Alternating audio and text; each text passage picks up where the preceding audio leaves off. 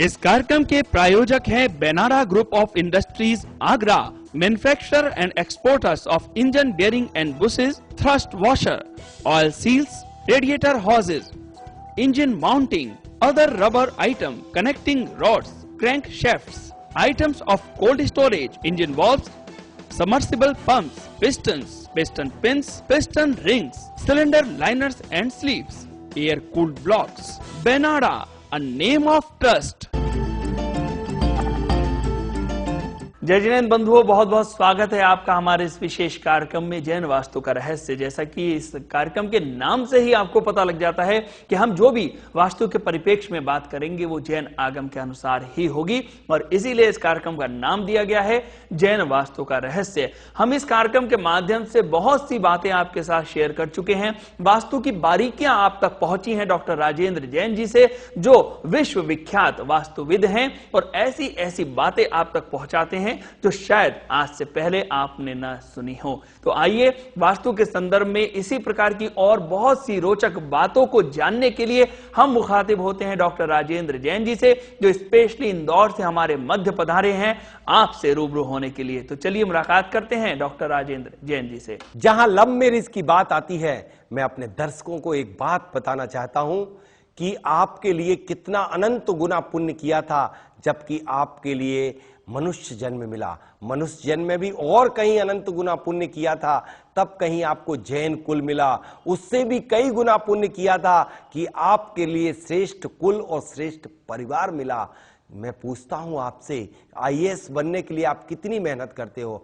जितनी आईएएस बनने के लिए मेहनत करते हो, उससे करोड़ गुनी मेहनत आपने कहीं इस पद को पाने के लिए, जैन कुल और जैन धर्म पाने के लिए की। और यदि कोई आईएएस बनने के उपरांत और वह पागलपन जैसी हरकतें करने लगे तो उसकी क्या हालात होती है। यही ठीक हालात वह व्यक्ति कर रहा है कि एक आईएएस से भी ज्यादा कहीं वह पात्र बन जाता है। वह जैन धर्म में और जैन कुल में जन्म लेता है, और जैन कुल में जन्म लेने के बाद वह कहीं जरा से लोगों के वशीकरण करने से, जैसे लव जिहाद करके एक संस्था है जो लोगों के लिए उनके मदरसाओं में सिर्फ और सिर्फ केवल वशीकरण सिखाया जा रहा है। और ये आज हमारे बच्चे जो पढ़ने के लिए जाते हैं और किसी ना किसी से अपनी मित्रता बना लेते हैं और उनके लिए कुछ खाने पीने के सामग्री में वशीकरण कर दिया जाता है और वह अपने धर्म से विमुख हो जाते हैं और शादी कर लेते हैं।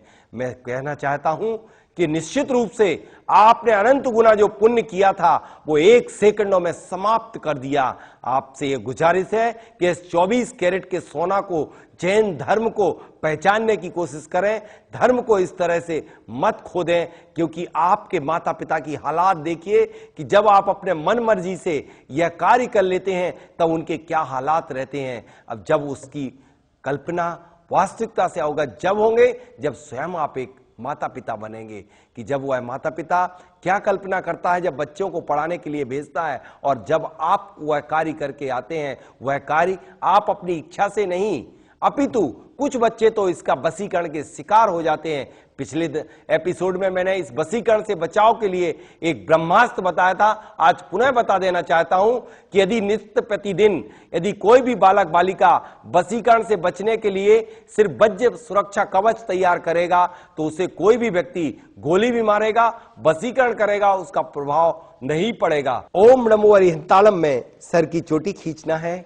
ओम नमो सिद्धाणम में मुख पर हाथ फेरना है। ओम नमो हरियाणम में पूरे शरीर के अंग को स्पर्श करना है। ओम नमो झाड़म में ऐसी कल्पना करना है कि मैं अपने हाथों में दोनों चमकती हुई तलवार लिए हुए हूं। ओम नमो लोही शब्द चावड़म में जहां बैठे हुए हैं उसके नीचे भूमि पर खड़े हुए हथियार, जैसे कि अंजन चोर ने जमीन में भूमिगत गाड़ रखे थे, वैसे गड़े हुए हैं, जिससे कि भूमि से भी अंदर से निकल के कोई ना आ सके।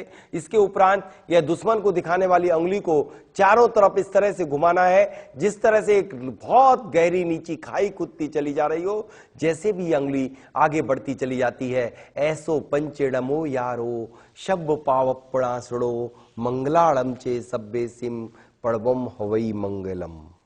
इस तरह से आपके यह वज्र कवच तैयार हो गया, कोई वशीकृत नहीं कर पाएगा आप। इसलिए दर्शकों से निवेदन है कि अपने छोटे छोटे बच्चों को अभी से ऐसे संस्कार डाल दें कि जैसे ही सुबह सोकर के उठे पलंग से या वज्र पंजर स्तोत्र से अपना सुरक्षा तैयार कर लें। आप भी कर सकते हैं अपने हर तरह से सुरक्षा कवच। अब जो कि लव मैरिज के उपरांत आपका प्रश्न था कि विवाह कुछ लोगों का जल्दी हो जाता है और कुछ का विलंब होता है, जिसका सप्तम भाव शुभ ग्रहों से युक्त होता है या इस पर शुभ ग्रहों की दृष्टि पड़ती है तो शीघ्र विवाह हो जाता है। यह शुक्र जिनका शौगरी होता है या कन्या राशि का शुक्र होता है, उनका भी विवाह शीघ्रता से पहली बात चलती है और उनके घर में दरवाजे पर ही कोई व्यक्ति दस्तक दे जाता है और शादी हो जाती है, कुंडली भी नहीं निकाल पाते।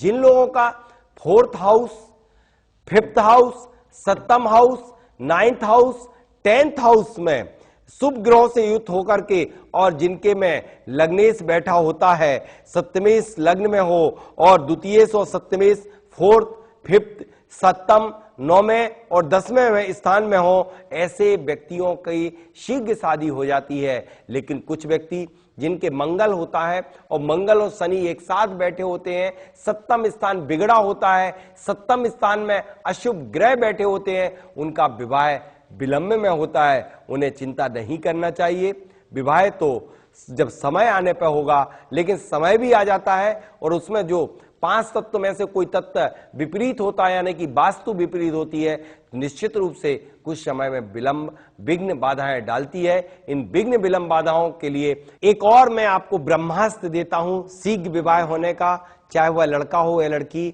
यदि आप श्वेत आर्क गुरु या रवि पुष्यार्क योग में विधि विधान पूर्वक ला करके और उसका जड़ का जरा सा पार्ट आप पीले कपड़े में लपेट करके गुरुवार के दिन यदि लड़का है तो वह दाएं हाथ में, लड़की है तो बाएं हाथ की भुजा पर बांध ले तो उसका मात्र 5वां गुरुवार आते ही विवाह हो जाते हैं। इसके लिए मैंने लंबे समय से आजमाया हुआ फार्मूला है। इसलिए आप निश्चित रूप से यदि आप अपने बच्ची का शीघ्र विवाह कराना चाहते हैं तो श्वेत आर्क को भुजा में अवश्य बांधें। दर्शकों, डॉक्टर साहब ने बहुत अच्छी आपको बात बताई है विवाह के संदर्भ में कि किस प्रकार से विवाह को जल्दी करना या देर अगर हो रही है विवाह में तो किस प्रकार से उसको आप जल्दी करवा सकते हैं।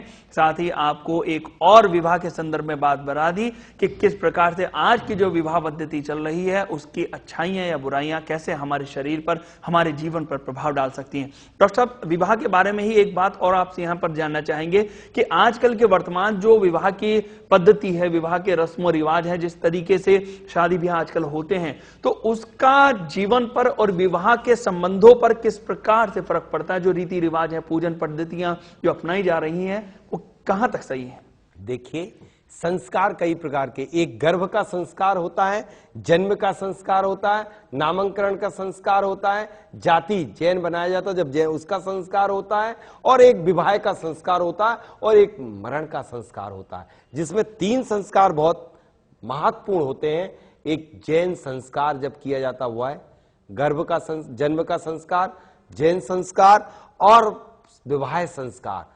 विवाह संस्कार यदि आपका गलत होता है, गलत समय में होता है, गलत लग्न में होता है, गलत स्वर में होता है, तो निस्संदेह आपका पूरा जीवन खराब हो जाता है।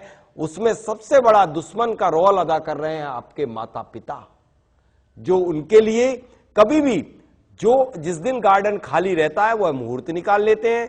जिस समय लोगों को फुर्सत के क्षण होते हैं, अपनी सारी व्यवहारिक परंपराओं को करने के उपरांत नाटकबाजी मंच स्टेज करने के बाद उसमें संस्कार जो कि पारिग्रहण संस्कार जो आयोजित किया जाता है, उस पर्टिकुलर लग्न में, पर्टिकुलर टाइम में और उसका नमांश बना करके उस समय में वह संस्कार रोपित किया जाता है।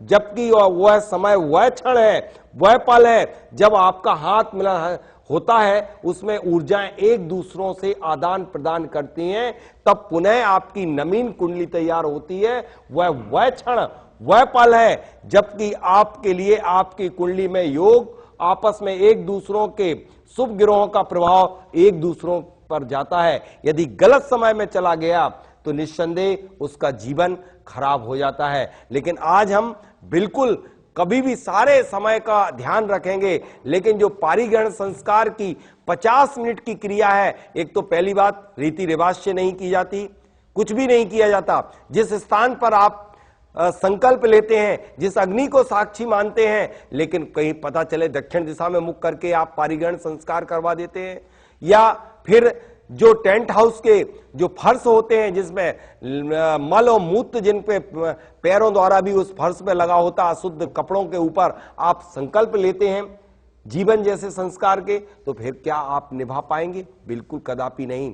स्थान की शुद्धि, भाव की शुद्धि, वचन की शुद्धि, काय की शुद्धि, सभी तरह से शुद्धियां होकर के तब यह पारिग्रहण संस्कार आयोजित किया जाना चाहिए। इस पर सबसे ज्यादा यदि उल्लंघन कर रहा है तो जैन समाज, अन्य समाजों में इसका फिर भी अभी ध्यान रखा जा रहा है। चाहे आप देख लीजिए महाराष्ट्रियन लोग 11:11 पे वह संस्कार किया जाना है, तो वह संस्कार 11:11 पे ही आयोजित किया जाएगा, चाहे कोई आए या ना आए, इससे कोई मतलब नहीं होता। लेकिन जैन समाज जो कि द्रव्य छेद काल और भाव, काल के लिए इतना महत्व देने वाला, वह काल का उतना ही बड़ा उल्लंघन कर रहा है। डॉक्टर साहब ने बहुत अच्छी बात बताई है। मित्रों, आपको ये बातें जरूर जाननी चाहिए कि इस प्रकार से जिस बात का हमारे संपूर्ण जीवन पर प्रभाव पड़ता है, विवाह के रस्में, उनके रिवाज, उनके संस्कार जिस तरह से हमारे जीवन को बदल सकते हैं, हमारे संपूर्ण जीवन पे असर डाल सकते हैं, उनका ख्याल रखना बहुत ज्यादा जरूरी है। आज हमने बहुत अच्छी चर्चा डॉक्टर साहब से की है विवाह के संदर्भ में। विवाह के विषय में न जाने कितनी बातें हमारे मन में उठती हैं, लेकिन उन सभी को इस कार्यक्रम के माध्यम से आपके समक्ष पहुंचाना हमारे लिए। अमित जी, आज जो तलाक हो रहे हैं उनमें कई कारणों में एक सबसे बड़ा कारण तो काल का उल्लंघन ही है और विधि का। जब आप गलत तरीके से विधि करेंगे गलत समय में तो तलाक ही होगा। पहले कभी आप सुनते नहीं थे, आज देखो तो रेट 13 से 27% तलाक होने लग गए। आज रेट बढ़ता चला, पहले 0.3 था।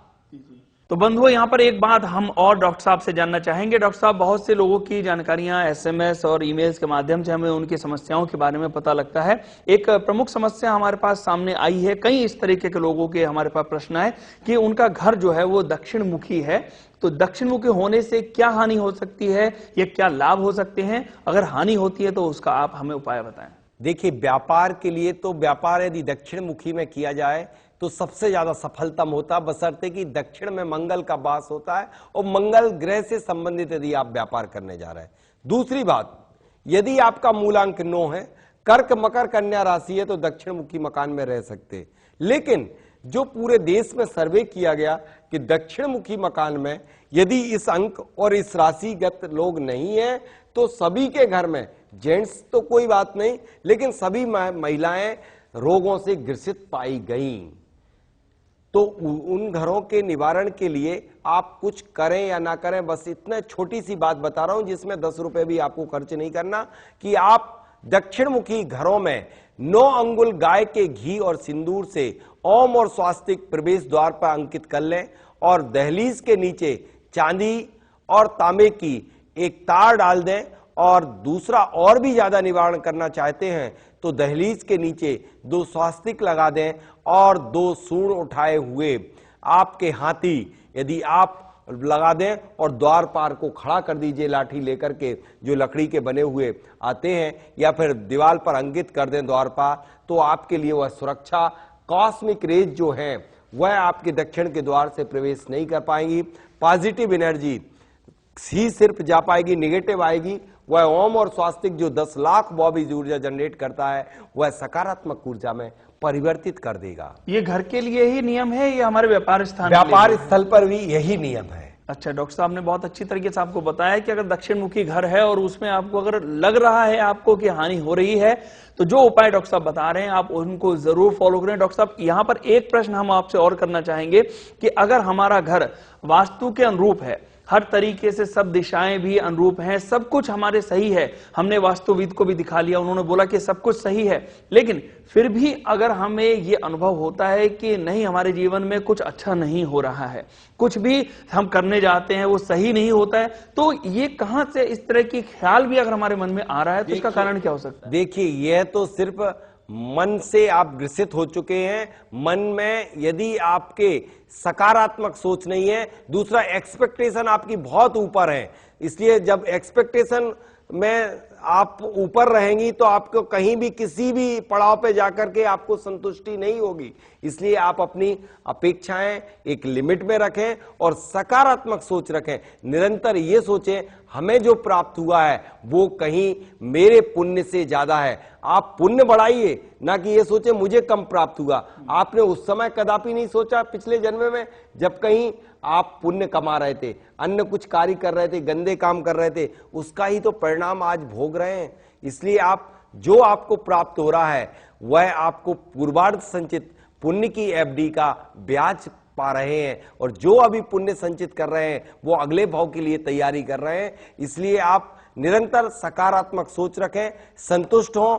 यदि कोई कई प्रकार के कारण व्यक्ति परेशान रहता है, चाहे हर बात में आप सिर्फ बस वास्तु मत जोड़िए, वास्तु के साथ साथ अपने कर्तव्य, यह तो देखिए, यह वास्तु तो ठीक वैसे ही है जिस तरह से आप किसी भी जमीन पर बैठते हैं तो झाड़ू लगा के बैठते हैं, साफ सुथरा करके, साफ सुथरा। लेकिन साफ सुथरा करने से कहीं आप हाथ पे हाथ रख के बैठ जाएंगे तो व्यापार नहीं चलेगा, पुरुषार्थ आपको करना ही पड़ेगा।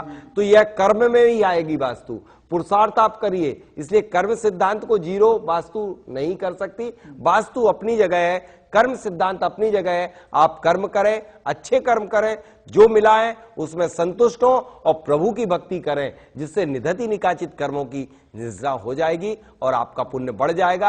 आपको सुख शांति के सरोवर में आप डुबकी लगा पाएंगे। बिल्कुल डॉक्टर साहब ने बहुत अच्छी तरीके से आपको बता दिया। मेरा प्रश्न यही था कि अगर हमारा घर या हमारा व्यापार स्थान समूचे रूप से वास्तु के अनुरूप है, तो भी अगर हमारे जीवन में कोई दिक्कत आ रही है और हमें ऐसी फीलिंग हो रही है तो वो क्यों हो रही है। बहुत अच्छे तरीके से डॉक्टर साहब ने बता दिया कि आपने ये मान लिया कि आपके जीवन में वास्तु के अनुरूप सब कुछ अच्छा है, और अगर आप कर्म सिद्धांत को नहीं मान रहे हैं तो जीवन में आपके नकारात्मक जो विचार है वो आ सकते हैं। इसलिए कर्म भी जरूरी है, पुरुषार्थ भी जरूरी है और पुण्य संचित करना भी बहुत जरूरी है। डॉक्टर साहब आपने बहुत अच्छी तरीके से हमें बात बताई है और हमारे दर्शकों को उम्मीद है कि ये बात जरूर समझ में आ गई होगी। आज के लिए बस इतना ही। अगले अंक में हम पुनः उपस्थित होकर डॉक्टर साहब से चर्चा करेंगे, कुछ नई विशेष जानकारियां लेने का प्रयास करेंगे। देखते रहिए जैन वास्तु का रहस्य कार्यक्रम और जुड़े रहिए हमसे डॉक्टर राजेंद्र जैन जी से। डॉक्टर साहब आपका बहुत बहुत धन्यवाद।